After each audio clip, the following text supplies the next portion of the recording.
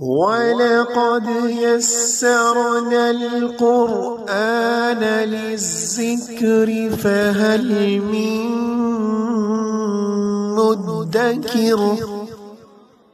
اور یقیناً ہم نے اس قرآن کو نصیحت کے لیے آسان ذریعہ بنا دیا ہے، پھر کیا ہے کوئی نصیحت قبول کرنے والا؟ السلام علیکم، امید ہے آپ لوگ خیریت سے ہوں گے۔ آج ہم انشاءاللہ 17واں پارہ اس کا خلاصہ پڑھیں گے۔ دعا ہے اللہ تعالی ہمیں اس پارے میں بیان کردہ مضامین کو سمجھنے اور ان سے نصیحت حاصل کرنے کی توفیق عطا فرمائے۔ 17واں پارہ، اس پارے میں 2 حصے ہیں۔ نمبر 1 سورۃ انبیاء، نمبر 2 سورۃ حج۔ نمبر 1 سورۃ انبیاء میں 3 باتیں ہیں: قیامت، رسالت، توحید۔ قیامت بتایا گیا ہے کہ قیامت کا وقوع اور حساب کا وقت بہت قریب آ گیا ہے، لیکن اس ہولناک دن سے انسان غفلت میں پڑے ہوئے ہیں۔ نیز قرب قیامت میں یاجوج ماجوج کو کھول دیا جائے گا اور وہ راہ بلندی سے اتر رہے ہوں گے۔ مشرکین اور ان کے اصنام قیامت کے دن دوزخ کا ایندھن بنیں گے۔ اسی طرح رسالت کے بارے میں بتلایا گیا۔ رسالت کے ضمن میں 17 انبیاء کرام علیہم السلام کا ذکر ہے: حضرت موسیٰ، حضرت ہارون، حضرت ابراہیم، حضرت لوط، حضرت اسحاق، حضرت یعقوب، حضرت نوح، حضرت داؤد، حضرت سلیمان، حضرت ایوب، حضرت اسماعیل، حضرت ادریس، حضرت ذوالکفل، حضرت یونس، حضرت زکریا، حضرت یحییٰ، حضرت عیسیٰ علیہم السلام۔ ان 17 میں سے کچھ انبیاء کرام علیہم السلام کے قصے قدر تفصیل سے بیان کیے گئے ہیں اور باقیوں کا اجمالی ذکر ہے۔ انبیاء سابقہ کے قصے بیان کرنے کے بعد بتلایا گیا کہ محمد رسول اللہ صلی اللہ علیہ وسلم دین اور دنیا کے سارے جہانوں کے لیے رحمت بن کے آئے ہیں۔ اس کا پیغام انسانوں تک پہنچا دیا، مگر جب ان ہر قسم کے دلائل پیش کرنے کے بعد بھی لوگ نہ سمجھے تو آپ نے اللہ تعالیٰ سے دعا کی۔ اسی دعا پر صورت ختم ہوتی ہے۔ دعا یہ ہے: رب احکم بالحق وربنا الرحمن المستعان علی ما تصفون۔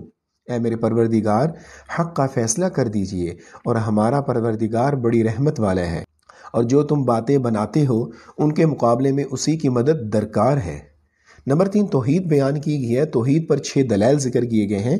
آسمان اور زمین دونوں ملے ہوئے تھے، ہم نے دونوں کو جدا جدا کر دیا۔ ہم نے ہر جاندار چیز کو پانی سے بنایا۔ ہم نے زمین میں پہاڑ بنائے تاکہ بوجھ سے زمین ہلنے نہ لگے۔ ہم نے زمین میں کشادہ راستے بنائے تاکہ لوگ ان پر چلیں۔ ہم نے آسمان کو محفوظ چھت بنایا، رات، دن، سورج اور چاند کا نظام بنایا، ہر ایک اپنے اپنے مدار پر انتہائی تیز رفتاری سے گھوم رہے ہیں۔ نہ ان میں ٹکراؤ ہوتا ہے، نہ ہی وہ خلط ملط ہوتے ہیں۔ اسی طرح سورۃ حج میں 6 باتیں بیان ہیں۔ نمبر 1 پر قیامت کی ہولناکیوں کا منظر بیان کیا گیا ہے۔ نمبر 2 تخلیق انسان کے 7 مراحل: مٹی، منی، خون کا لوتھڑا، بوٹی، بچہ، جوان اور بوڑھا۔ نمبر 3 مذہب، ملل اور مذاہب کے لحاظ سے 6 گروہ: مسلمان، یہودی، صابی، ستارہ پرست، عیسائی، مجوسی، سورج، چاند اور آگ کا پجاری، مشرک، بت پرست۔ نمبر 4 حضرت ابراہیم علیہ السلام کا اعلان حج۔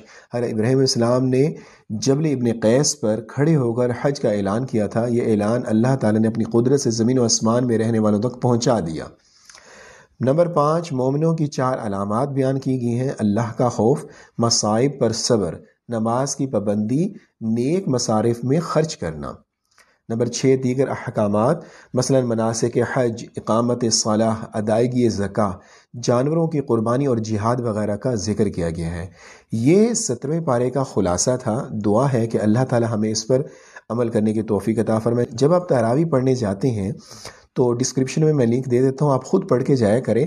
اگر آپ خود نہیں پڑھنا چاہتے تو 5-6 منٹ کا یہ کلپ سن کر جایا کریں، انشاءاللہ آپ کا ایمان تازہ ہوگا۔ مجھے اپنی دعاؤں میں یاد رکھا کریں۔ انشاءاللہ اگلی ویڈیو میں 18ویں اس پارے کے خلاصے کے ساتھ حاضر ہوتے ہیں۔ تب تک کے لیے اللہ نگہبان۔